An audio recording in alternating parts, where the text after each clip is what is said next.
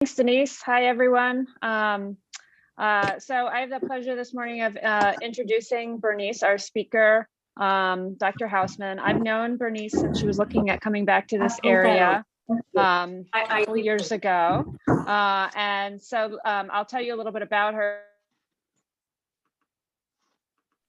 I'm so sorry, I was talking on mute, wasn't I? Okay. Thank you so much, Denise. I have the pleasure of introducing Dr. Hausman to you today. I have known her since she was looking at coming back to this area in 2018, and I know that many of you know her from book club as well, but I'll tell you a little bit more about her scholarly background, and then we'll hear about her accomplishments. She's the chair of the Department of Humanities at the Penn State College of Medicine. And before arriving at Penn State in the fall of 2018, she taught in the English department at Virginia Tech for 23 years. She's trained as a cultural theorist with expertise in literary analysis and women's and gender studies. Her research focuses on medical controversies and social controversies, and she has studied sex change and the meaning of gender, breastfeeding and maternity, and vaccination, publishing 5 books on these topics. Her most recent book is called Anti-Vax, Reframing the Vaccination Controversy, from Cornell University Press in 2019, addressing vaccine dissent as a complex social phenomenon that draws in many common concerns about bodies, health, and medicine in contemporary culture. She was born and raised in Bryn Mawr, and Bernice has spent most of her adult life outside of Pennsylvania, however, in Connecticut, Iowa, Illinois, and Virginia. In Virginia, she was a member of a lay-led synagogue where she read from the Torah for the first time at her daughter's bat mitzvah. She is married and has 2 adult children, Rachel and Samuel, and she and her spouse, Claire, live with her father, David, in Hummelstown with their 2 dogs, Kirk and Penny. So thank you, Bernice, for speaking to us today on the subject of vaccination. Thank you so much. So Erika's going to do my slides. I'm on my phone, which is what accounts for the weird angle. And it's a good thing I printed out my slides because I can't read them on my phone. So you can go to the next slide.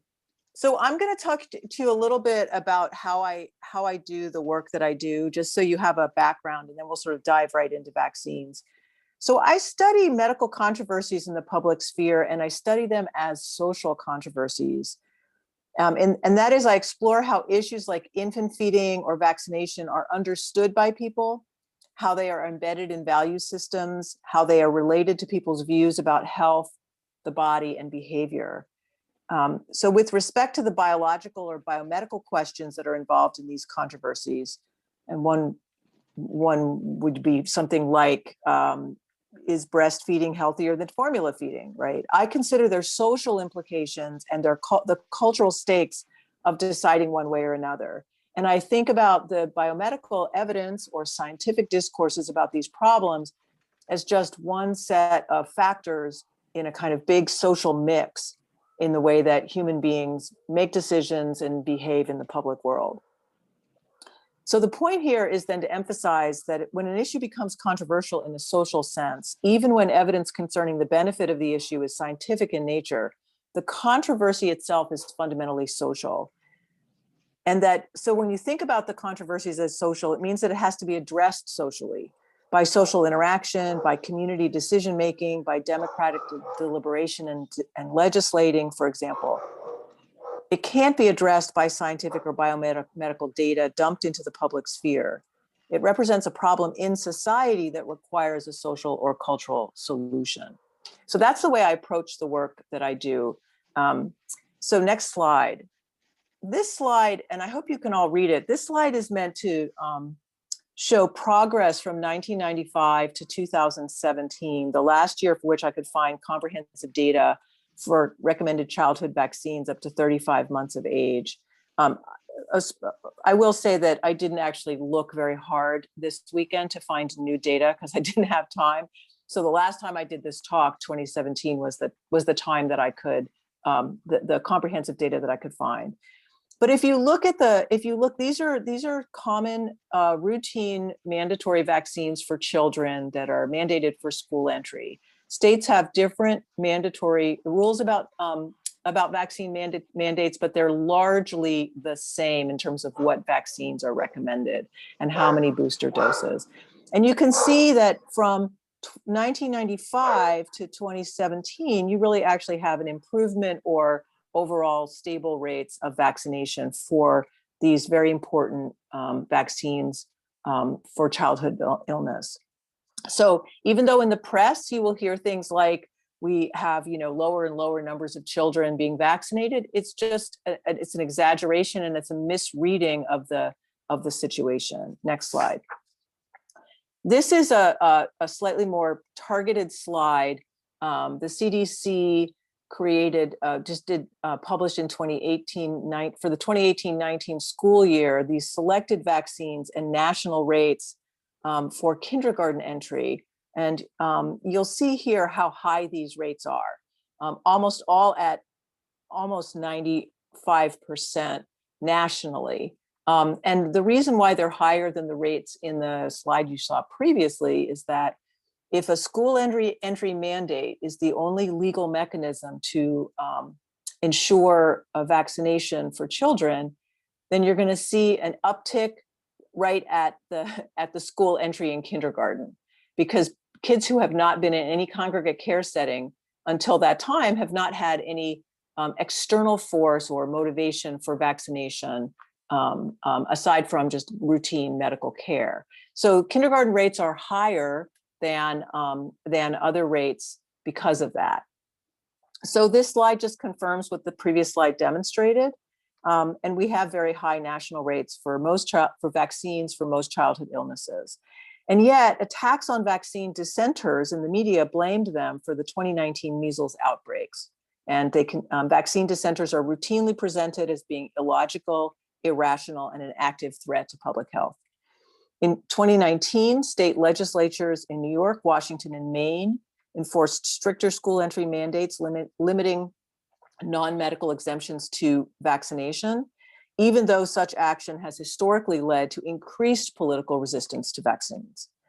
In 2018, the CDC reported that, and this is a quote from a report on vaccination in the Morbidity and Mortality Weekly Report, coverage was lower for most vaccines among uninsured children and those insured by Medicaid, compared with those having private insurance, and for children living outside of metropolitan statistical areas. So, in other words, cities. So the evidence then from the CDC is that it is not at all clear that not voluntary non-vaccination, in other words, parents who aren't vaccinating their children on purpose, that is the cause of most cases of under and non-vaccination in the United States currently. Instead, poor children and children who live in rural areas are the most susceptible to under and non-vaccination. And that is access continues to be the most important contributor to childhood vaccination status. Next slide.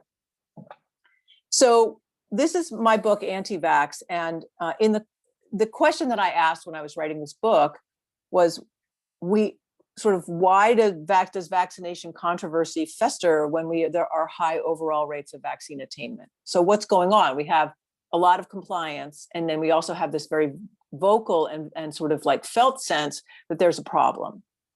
So overall in the text, I argue that our perception of vaccine dissent is distorted by incomplete news reporting and a reliance on the repudiated Wakefield study. That's the 1998 Lancet study about vaccines and autism that was repudiated and retracted. That there's an over-reliance on that study, and also this problematic news reporting as a way of understanding parental concerns with vaccines. So to reframe the controversy, I explore a variety of cultural sources to show that concerns about facts, in other words, how do we trust facts, medicalization, and even apocalypse are echoed in discourses of vaccine skepticism. So vaccine hesitancy and skepticism are related to other prominent trends in contemporary culture. These trends are not isolated to wackos, idiots, or people who are particularly gullible to internet celebrities. The purpose of the book then is to illuminate the trends that I found in reading reading a lot of news articles, reading a lot of public discourses about vaccine controversy and by vaccine dissenters, and then also looking at some interview studies that my research group at Virginia Tech did. So to reorient the controversy away from sort of vitriolic accusation, which is where it has been for a long time, and toward a more productive exchange about responsibility, population and individual health, and how we live with one another. So next slide. So in 2014, I published with 3 students this article called "Poisonous, Filthy, Loathsome, Damnable Stuff." That's a quotation from a news article in the early 20th century about vaccines.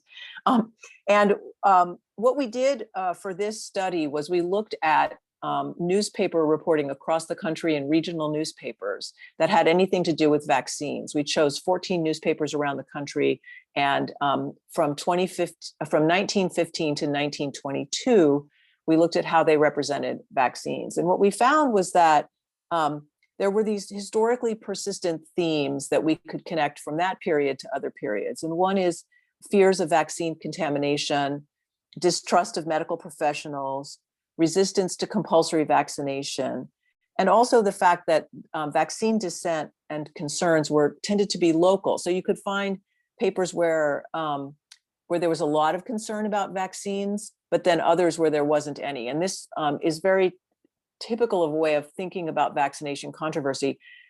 We might have very high national vaccination rates, but the problems are local. When you have local communities where there's a lot of distrust or low vaccination rates, that creates a susceptibility and vulnerability to infectious disease. Next slide. So those things that we found for that article are really, they're related to what I call the traditional drivers of vaccine hesitancy. So these are things that make people worried about vaccines. Any person, from the most diehard anti-vaxxer to people who routinely get vaccines, but sort of are kind of convey concern at certain points. And I have to say, one of the reasons I got into this research was my kids were born in the 1990s, and I did a lot of things that were kind of anomalous at the time. So I gave birth without any medication at all. I did give birth in a hospital. I had midwife-assisted births. But I didn't have any hesitation, and I breastfed my kids for a really, really, really long time. But I had no hesitation about vaccinating them. And then I started to talk to friends whose kids were born after 2000, and I realized that even for those friends whose vaccines, who got their kids vaccinated, they were worried.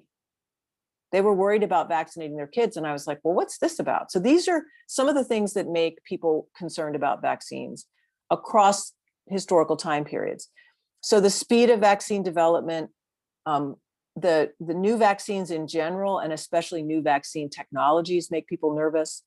General disease uncertainty, when you have a new disease or you're uncertain about what the impact of the disease is on health in general. Disagreement over the severity of disease. We see that a lot in concerns about flu vaccines. People will say, well, the flu isn't that bad. I'd rather get the flu than get the flu shot. We found in our interviews that there are certain portions of the population that have significant commitment to the value of illness and recovery as elements of health. So if you measure health by never getting sick, then getting vaccinated is one of the ways you promote health. But if you measure health by occasionally being ill and recovering, then being ill and recovering is actually a part of how you are a healthy person. Many of the people who subscribe to that view also have a belief in natural immunity. And then, of course, there's also this lack of trust in the approval and regulatory processes, and also in the safety monitoring. That's a consistent historical theme. Next slide. So all of the concerns in the last slide are operative today, and you probably have seen them. People, like, when they first came out with Operation Warp Speed, I was thinking, wow, what a bad name, right? Because while it's meant to convey, like the nod to Star Wars, and it's meant to convey this really we're gonna get these vaccines out quickly, they actually triggered what are for many people a common concern about vaccine development. We also have these new emerging drivers of vaccine hesitancy in the context of the pandemic. We started to see recognition of minority group lack of trust in medicine and public health. That's not new. The minority group lack of trust in medicine and public health is not new, but the recognition of it publicly is very new, especially the recognition of what you would consider the legitimate roots of that mistrust, right?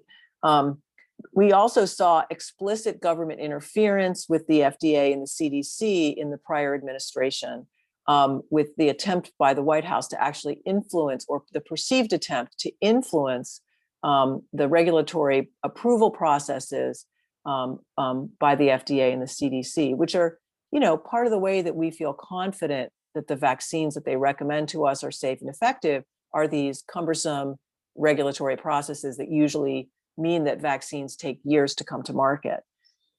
We've seen increased politicization of public health. We just have to think about the mask issue to know that's going on. We've seen protests against state authority to restrict individual freedoms with respect to the economy and mask use, but also vaccinations. And then we've had, and I would argue especially in Pennsylvania, a logistically confusing vaccine rollout and dissemination, which doesn't help with people's trust in the process. Next slide. So one of the things you probably noticed is I haven't talked about misinformation. I try not to talk about misinformation as a driver of vaccine hesitancy. It's not that I don't think misinformation exists. It's that I think it's not a very helpful way to address the problem. So the way I like to think about misinformation is, why is misinformation about vaccines effective, right? Why do people gravitate towards certain forms of misinformation about both diseases and vaccines? And I would be remiss if I didn't mention the work of this very interesting think tank in London called the Center for Countering Digital Hate. So it published this report, the Anti-Vaccine Playbook, and you can get this online. That's where I got it. And it outlines efforts by some of the most vocal vaccine dissenters to coordinate messaging against COVID-19 vaccines around what they call a master narrative. And that is that COVID is not dangerous, the vaccine is dangerous, and that vaccine advocates cannot be trusted. I would say this coordination is a very worrisome development because it suggests that ideological anti-vaxxers, in other words, those people who, in line with traditional anti-vaccinationists, oppose all vaccination and are politically active against vaccination laws, are organizing either because of a perceived threat to their cause or because of a perceived opportunity to press their views politically and practically. So I think that kind of organization across active groups is worrisome for me. But the question I like to ask is, why are disinformation campaigns successful? In other words, why are vaccine regimes vulnerable? So next slide. So I thought that this particular group would be really interested in thinking about why measles was so prominent in the ultra-Orthodox communities in New York in 2019. So just as a recap, in 2019, remember 2019 when 1,200 people came down with measles in the United States, and we all thought this was such a terrible thing, and no one died, and there were laws that were changed because of it. Who knew that in the next year we would face a real threat to public health, which is the way I would argue it. And the way I like to think about the measles outbreaks in 2019, yes, there were a lot of cases of measles, but in fact, what happened showed the power of public health and vaccination to isolate outbreaks to specific communities. So in 2019, I think there were a total of 1,280 or 1,260 cases of measles across the country. I believe that 75% of those cases were in 2 New York City communities, one in Rockland County and one in New York City, both of which were ultra-Orthodox Jews. And so the question is, what was going on there? Why were these communities, what was there misinformation happening, and why was the misinformation, what was causing these communities to be particularly vulnerable to measles outbreaks? So this, I'm showing you 3 pages, the cover, and then 2 pages from this brochure. It is also available online. It's called the Vaccine Safety Handbook, but it's put out by a group called PEACH, which stands for Parents Educating and Advocating for Children's Health. The pamphlet is sort of a one-stop shop for vaccine dissenting ideas, including conspiratorial ideas about what is in vaccines. And if you look at that page, it's terrifying, right? Because there's microorganisms and polysorbate 80 and mercury and gelatin, animal and viral DNA, and all sorts of other nasty things. Questions about vaccine safety, common adverse reactions that are magnified in the text, and then questions about whether vaccines have really led to decrease in infectious disease worldwide, et cetera.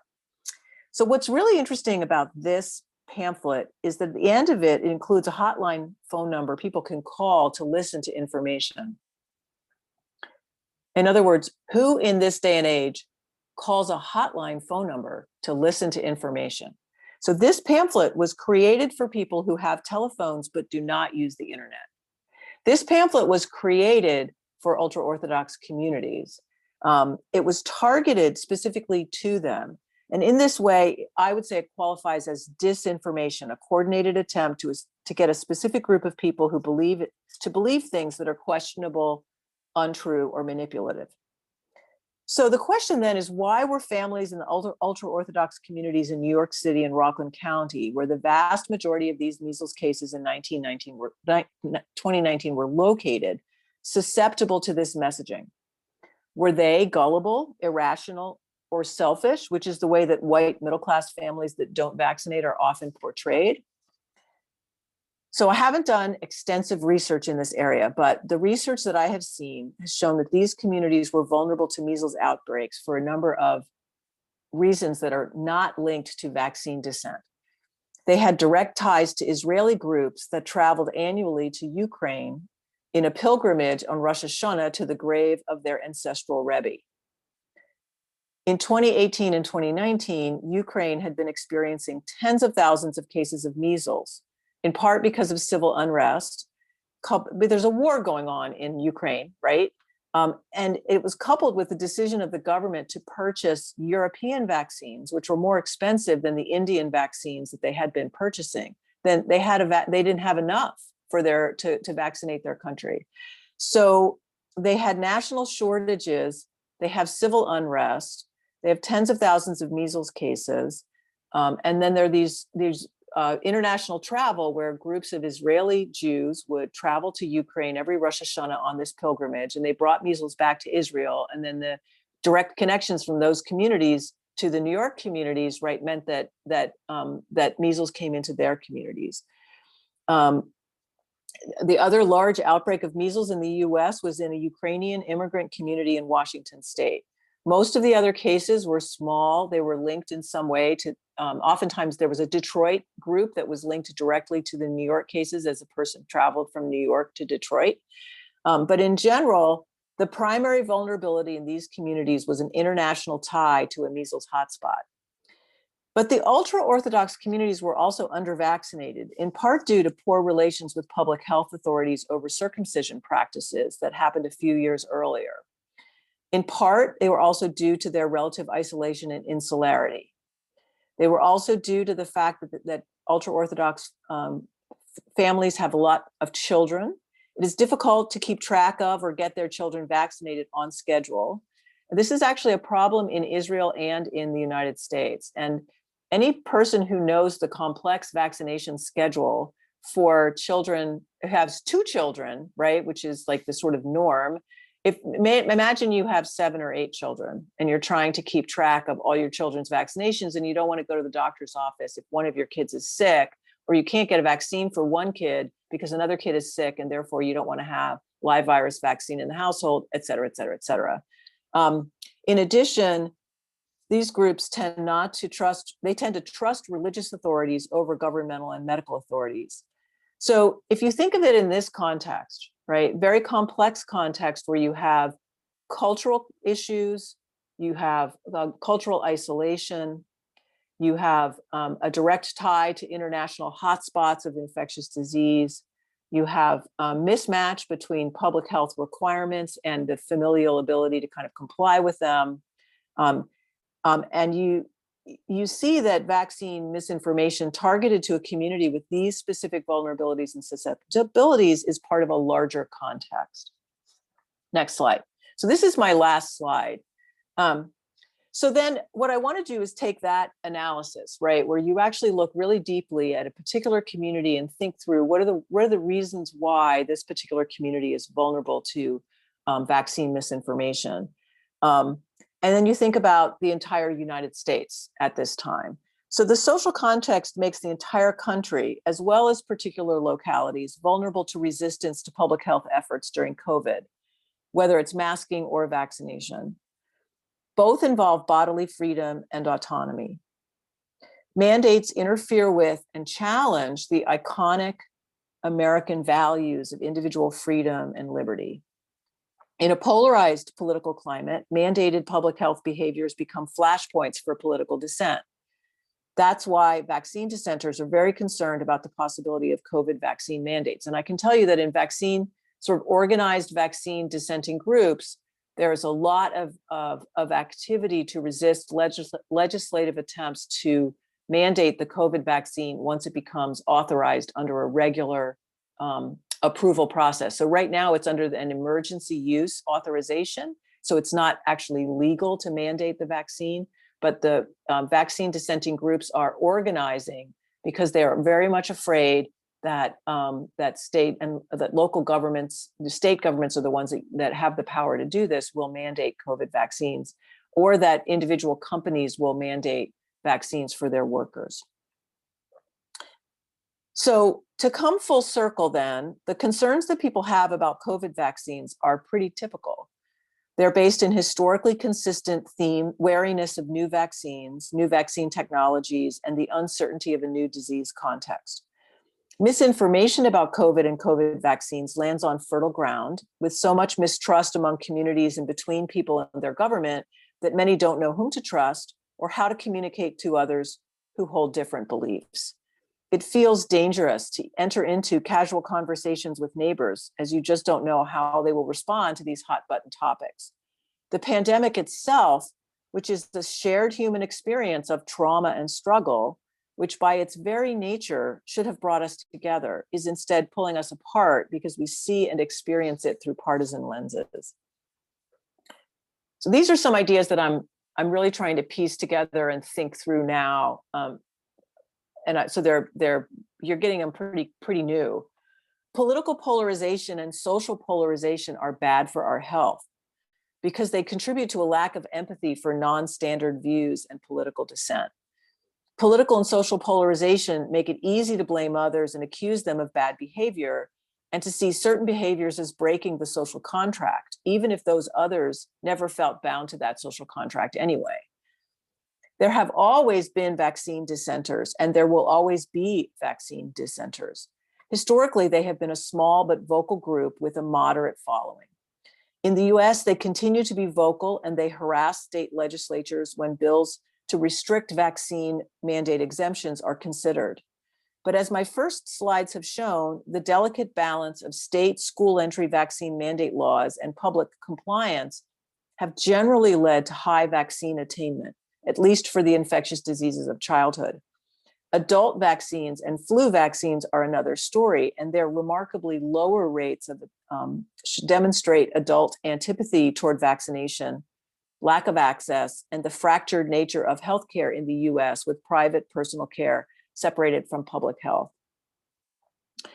As a result, I think that COVID era hesitancy, even in the context of a deadly pandemic, makes sense given our social and cultural context. And by making sense, I mean that we can make sense of it, not that I think it's the correct response, but it shouldn't be considered like, again, the sort of the odd response of wackos or gullible people.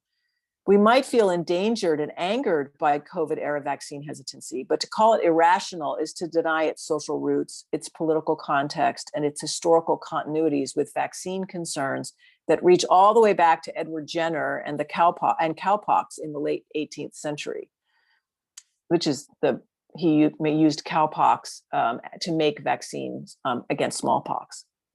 If we take this attitude, then vaccine hesitancy, skepticism, and refusal become a manifestation of political fracture. And we can then look for ways to mend that fracture and understand others who may be more like ourselves than we care to admit. And that is the end of my prepared remarks. I wanted to leave a lot of time for discussion because I knew that people would have questions and also want to talk about these issues. So you can stop sharing the slides now.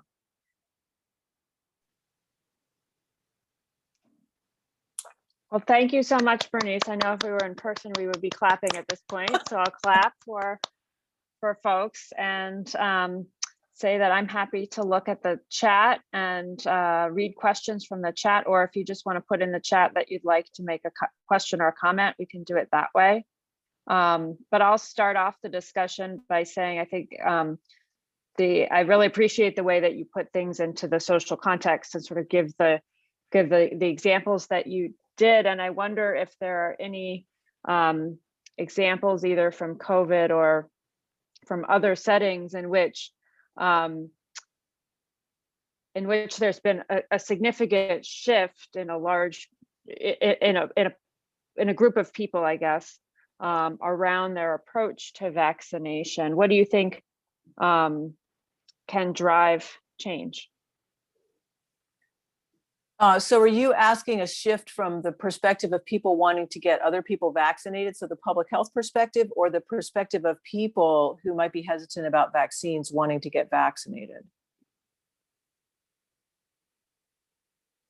I was thinking, okay, so I was thinking about the fact that from my experience in science, as a physician and a scientist, I was reflecting back on what I saw happen during the course of the past year. And what I saw was as the vaccine was under trial, and there were all these public health, all of the changes happened in the public health recommendations in general, there was a lot of question within the scientific community about, okay, are the vaccines going to work? Are these trials being done correctly? What is going on? Is anything good going to come out of all of the money that's being poured into the vaccine development? And then the trial results were released, disseminated, understood amongst the scientific community. And I saw that in the scientific community, there was general relief and acceptance that the vaccines worked, belief of the data, and then a big push to be behind the public health effort to get the vaccination. So that was in the context of a community that cares very much about the data. So I was just wondering, if you look at other communities, are there examples of communities that have shifted one way or the other significantly, and what are the factors there? So I would say I don't know that there's any data on that yet because we're still in the midst of it, but I can tell you that the way I would respond to that question is that I think people care about data also, and so the very high efficacy of the vaccines in clinical trials was, I think it shocked everyone and it shifted perspective. So like everybody, I think, was expecting that the vaccines would be about as effective as flu vaccines, which are, marginally effective. Flu vaccines are really effective at the population level for reducing disease burden at the population and reducing hospitalizations. At the individual level, a lot of people don't experience flu vaccines as particularly valuable, which is why you have low rates of flu vaccination. So when you have, effectiveness rates between like 50 and 60%, and then you have really bad adverse reactions that we've seen with some of the, transient, right? They don't last long, but adverse reactions with some of the coronavirus vaccines, that combination would be really bad because people would be like, I don't know if I want to spend 2 or 3 days with achy bones and stuff like that for a vaccine that's not very effective. But I think that what you saw when the efficacy rates were so high, then I think there was more of a sigh of relief, I think, generally in the public. Now, the other way I would respond to that is that we've watched an entire year now of concerns about people not accepting the vaccine being paraded publicly through our media. It started last March. What if 30% of the people won't take a vaccine? And so it actually like I think it created the problem that we have, right? There was like this constant discourse about what we should do about those people who won't take a vaccine right now. And that continues to this day. And yet we don't have enough vaccine for everybody. Like, why are we worried about the people who don't want to be vaccinated right now? There's not enough vaccine for the people who want it. I mean, I can't get a vaccine for my husband. He's not in the right age range. And he's not in the right occupational category. So we've created a context in which worrying about those people who might not want to take it is misplaced. And in fact, what we can sort of say is the slow rollout, the fact that we won't have enough vaccine for the entire adult public in the United States until sometime over the summer, creates a context in which people who are skeptical or are concerned about safety issues they can see their neighbors vaccinated, they can see their family members vaccinated, they can see their physicians vaccinated, and they can decide for themselves how they feel about the vaccine, given how like 6 months from its start, right? Does it prevent spread of the disease, and does it safely protect people? So my feeling is that our intense focus on trying to identify and do something about those people who won't get vaccinated is part of the problem.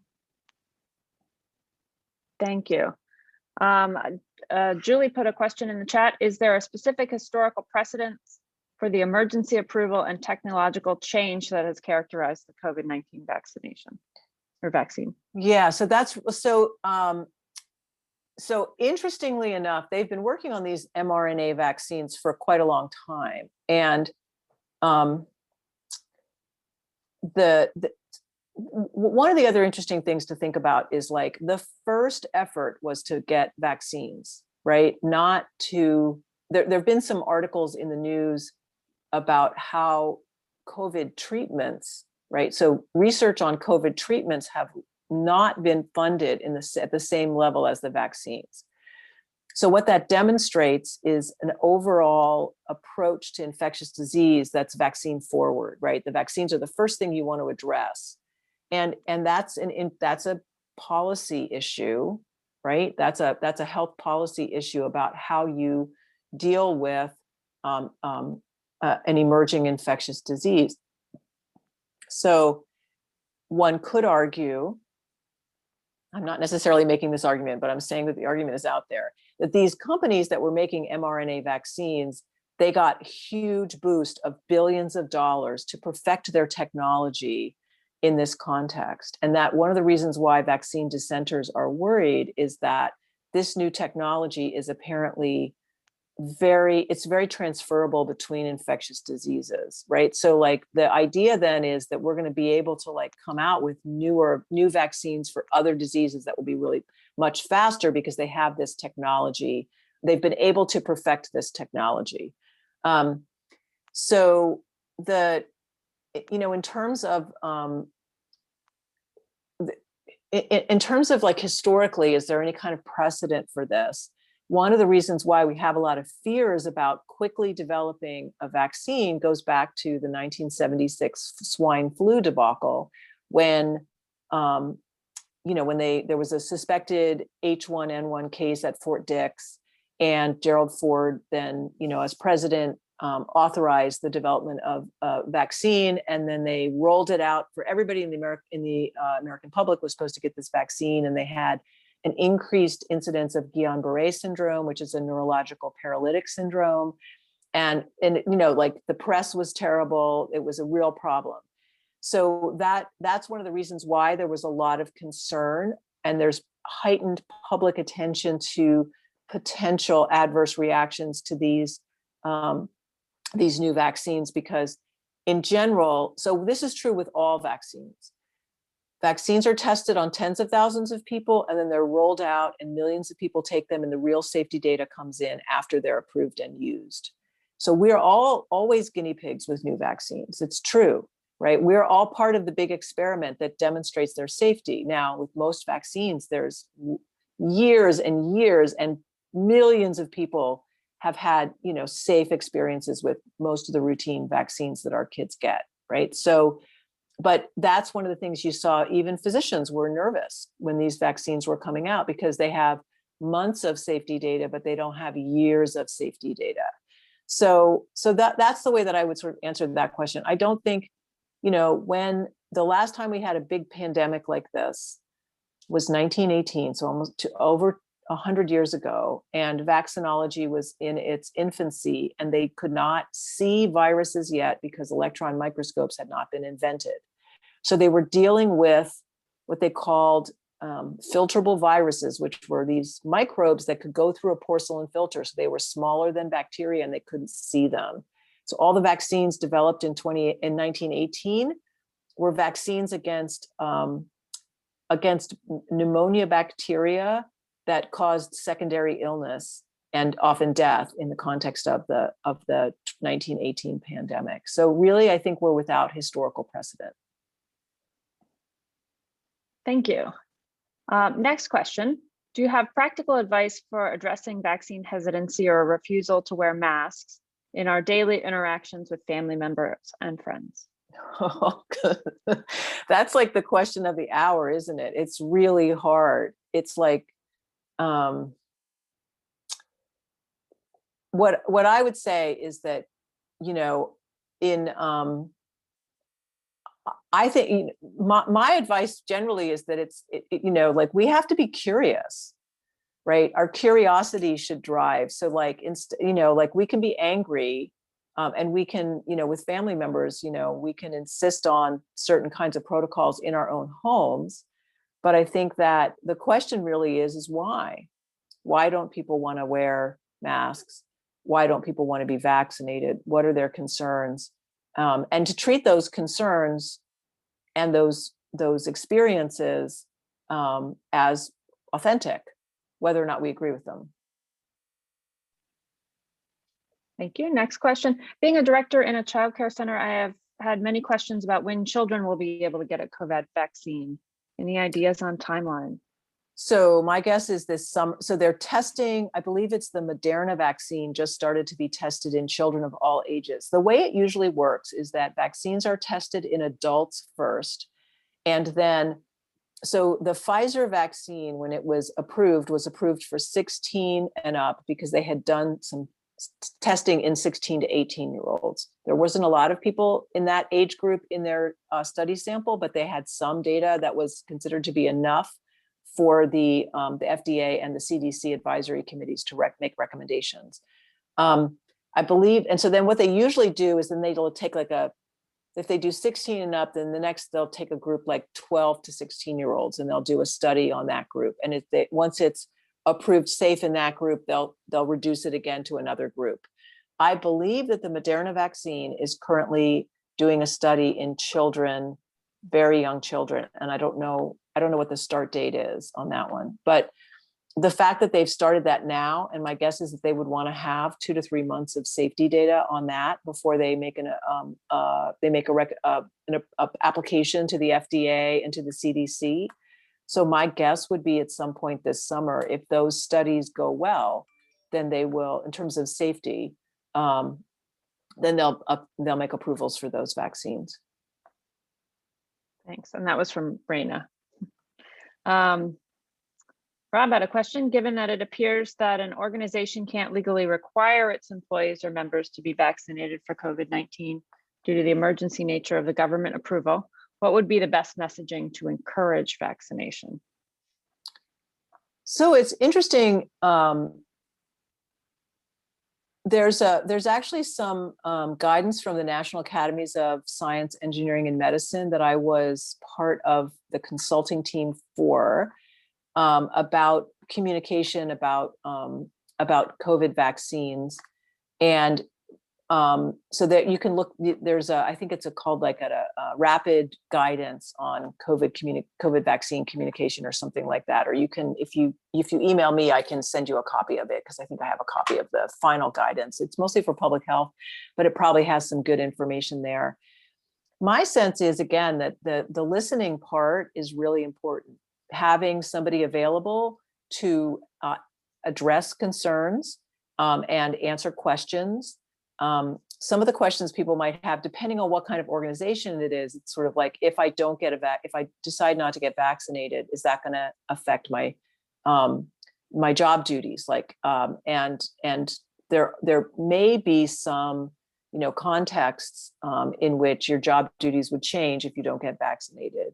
And a lot of people, I think, would be, another way to talk about it is to say, if you do get vaccinated, you'll have these, you'll be able to eat lunch in these break rooms, or what I mean? There might be some benefits to getting vaccinated in terms of your experience at work when people go back to work. But in general, the guidance is listen, don't dismiss, but address, right? So address people's concerns, address, like there historically, there's been, ever since the smallpox vaccine, people don't want to get vaccinated because of adverse reactions to the vaccine, and you lose work days, right? So if your arm is sore or your body aches, so are you going to be able to take sick days, or you're going to give people extra sick days? So what kind of incentives can you offer if people get vaccinated? So to accommodate the fact that they might not feel well for a few days, or they might have an adverse reaction, those kinds of things. There are also logistical things to think about. So you can have, if companies themselves are organizing like vaccine drives, and that we're not at that point yet, right? Because in Pennsylvania, the health systems are being utilized largely to disseminate the vaccines. But if it ever gets to this point, for example, if you have a vaccine drive, you can have opt-in or opt-out mechanisms, right? So you could opt in, you let people sign up on their own. Opt out, you tell them when they're signed up to be when they're scheduled to be vaccinated, but then they can easily, get out of that. But the automatic assumption is that they're going to be vaccinated. So if you set a norm like that, then that creates a context in which people understand that there is a norm around that. And that's, there are questions about, as long as people are informed and understand their rights, that can be a really effective mechanism.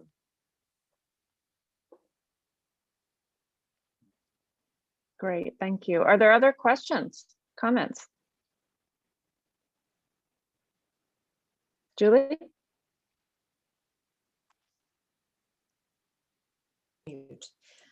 I was just typing into the chat. I mean, I would suggest that because there's only months worth of safety data rather than years, and that we are all guinea pigs, that would reasonably lead to a desire not to be vaccinated, especially thinking about young women of childbearing age.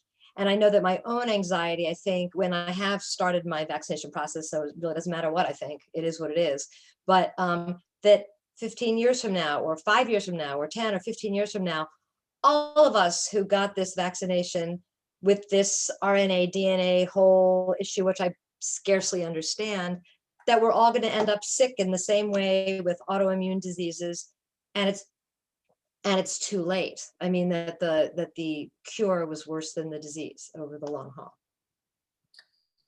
Yeah, so you would join with that view, like you would join a whole lot of people who are concerned about those very same issues. And I think that it's the bigger theme, right, is that the vaccines we're toying with nature, we're toying with God, nothing ever comes good out of that, right? That's a big theme in Western societies, right? You can look at the work of Nathaniel Hawthorne, the 19th century American short story writer. That's all over his work. Toying with nature and playing God is a bad idea, and only bad things come from it. And that theme is really, really prevalent. So I think the way that I deal with that question is the question of trust, right? So who do we trust with our health? And though many of us don't trust the government and don't trust government scientists or pharmaceutical company scientists to have our health and our well-being in mind at all, right? So there's a lot of mistrust there. Many of us do trust those organizations, agencies, and companies, and many of us individually trust physicians and scientists who we know personally, who assure us that these vaccines are safe, that they don't cause autoimmune disease. But I think those unknowns, right, because we don't have those long years of safety data to feel comfortable, that is a discomfort. The other thing I like to talk about with respect to those issues is that safety data with respect to vaccines is population level data. It means that the benefit to the population is less than the overall risk to the population of a particular disease.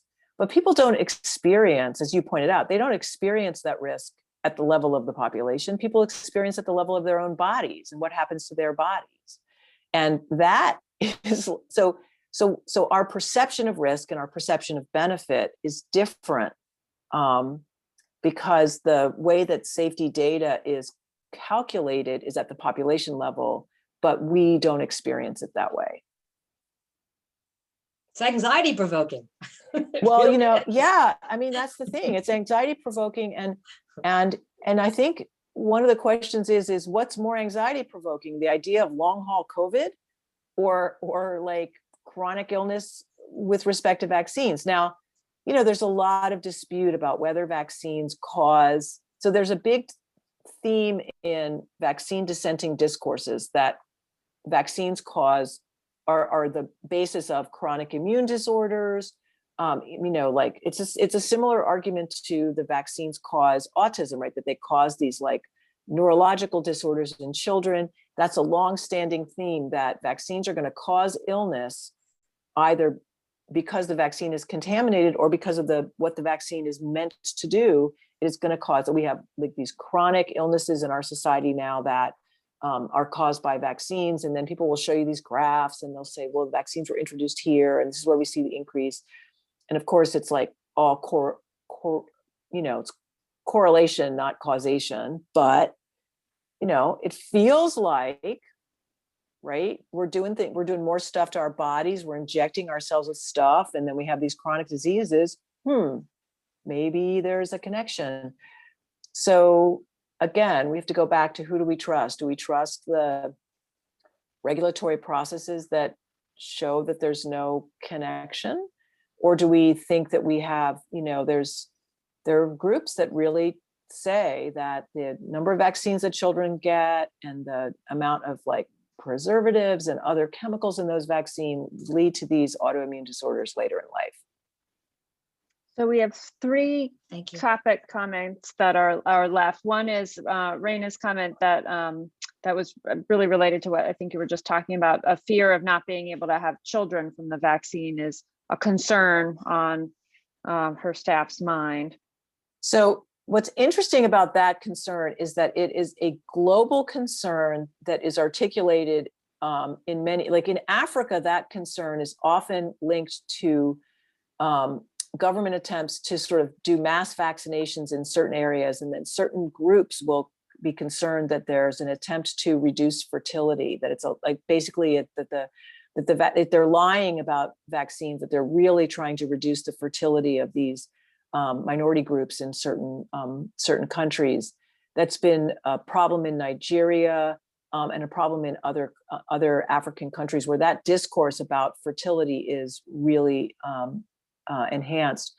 It's really interesting to me that it emerges in the United States now with these mRNA vaccines. So again, I try to always stay away from the science because with a degree in literature and a degree in women's studies, I'm not qualified to make a comment about the scientific safety of any vaccine. But the discourse around the vaccines is that the concerns about fertility are misplaced, that they are that the mRNA, once it makes the proteins, basically is absorbed, it disappears in your body and is not does not do anything. So if you take the concern up to the kind of higher register, it's a concern about, are we doing things to our body that are going to affect future generations, or even affect my possibility of having a future generation?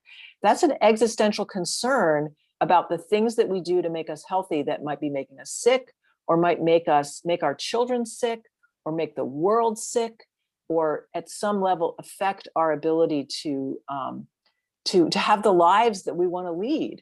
And again, it's just like this existential anxiety. If I do this thing, am I going to regret it later? Because it's actually going to be worse for me than this illness. Thank you. So Bruce wrote, are there information campaigns that you referred to, the misinformation campaigns, I think, being packaged for those who primarily speak Spanish, Chinese, and other non-English languages? I note that conspiracy theories are being pushed primarily in Hispanic communities in LA, for example. So my guess is that there's both public health campaigns in appropriate languages to support confidence in vaccines, and there are misinformation and disinformation campaigns in those languages also. The one really positive note that I've seen is that there has been a shift to recognize that vaccine confidence is lack of confidence in vaccines is a problem. Therefore, there have to be campaigns to promote vaccine confidence, which puts the onus on to public health authorities to develop mechanisms to improve confidence in their activities and in their expertise, rather than blaming people for believing the wrong thing. So I think it's a really good sign that we understand vaccine confidence has to be produced and bolstered and maintained and sustained. I will also say, with regard to conspiracy theories, that I just spent a day last week. I took a day off and I read a novel by Robin Cook called Outbreak, which is it's an Ebola conspiracy novel. And I noted how enjoyable it was to read a conspiracy novel, and that I love, I love stories that involve conspiracies. And I was thinking, that's really interesting, right? We enjoy conspiracies. We think they're great. We actually enjoy reading about them, and then we excoriate them as misinformation in the sort of sphere of realpolitik. And I think what we need to understand is that people have, I think, complex relationship to conspiracies, and that we need to do more. I'm really interested in thinking more in a more richly textured way about how conspiracy theories motivate us and animate our imaginations. And are there ways that we could actually harness that for vaccine confidence, since they currently are only harnessed right in the other direction? Interesting. Thank you. So the last question is about herd immunity. What does herd immunity really mean? How long will it take to get there? Will it protect the general population or only those who are vaccinated? Right. So herd immunity is understood to be the idea of herd immunity is that if a certain proportion of people in a community are vaccinated, and it differs with respect to the specific disease or illness you're talking about, because it differs how infectious is that disease is, how many people, if I'm sick with it, how many people might I infect? So in a particular community, herd immunity would be the percentage of people that need to be vaccinated or immune by having had the illness in order to protect those who aren't vaccinated or who can't be vaccinated. So very young babies and people with immune compromised conditions and things like that. They don't actually know the herd immunity level of coronavirus vaccines, because the disease, the herd immunity level for COVID, because it's so new. But the really interesting thing, and I don't know why they keep talking about herd immunity, because they actually don't know if the vaccines themselves stop transmission of the illness from one person to another. They know that they reduce or eliminate severe disease and hospitalizations. And that was the endpoint of the studies, not infectiousness, right? So we don't. So why they're talking about herd immunity and getting people to herd immunity with these vaccines right now, I don't understand, because from what I understand, it has to do with infectiousness, right? So herd immunity is how many people have to be vaccinated so that the disease no longer circulates. There just aren't enough people who are susceptible to the illness to kind of pass it along effectively. So something like measles is a very infectious disease. It has to have a pretty high level of herd immunity in order for measles not to pass around. I mean, if I go into a room and I have measles, like I could pass it on to like 18 people, right? It's so infectious. It's the most infectious disease known to humankind. So that's how that works. And I think that I would prefer if health authorities stopped talking about herd immunity, given that they don't know enough yet to know if the vaccines are contributing to herd immunity. I think the impulse is to believe that they're a vaccine, therefore they will, but they don't have the data yet. And so it would be better if instead of talking about herd immunity, we just simply talked about lowering disease burden on communities and families, lessening morbidity and mortality, and protecting ourselves in that way. Yeah, agreed. I think it's from what I've heard from infectious disease physicians, it's the hope that if you're less symptomatic or not symptomatic, you won't pass it on as much. But there's a lot of unknowns in there. Right, Totally because agree we with know you. that non-symptomatic people have been passing along COVID this whole time. And so The whole does it make a time, yeah. difference if you're non-symptomatic but vaccinated or non-symptomatic or non-vaccinated? You just don't know.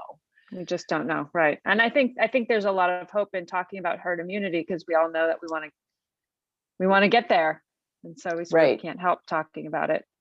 Right. So, well, thank you so much for sharing your scholarship with us and your thoughts today. Really, really appreciate it. Very stimulating conversation and discussion. Thank you, Bernice, and thanks thank everyone. you so much. It was great. Take care.